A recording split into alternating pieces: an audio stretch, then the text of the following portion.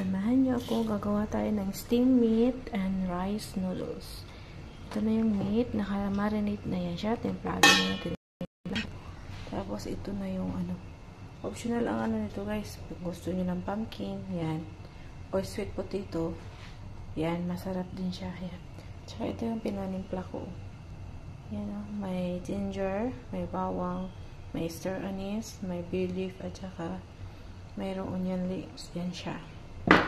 Yan siya. At saka ito yung rice. Budbud mo yan siya dyan. Yan. Budbud. Ayan. Kailangan mo lang siyang i-mix ng mabuti. Yan. Ang tawag sa recipe na to guys ay steamed meat with rice noodles. Yan siya.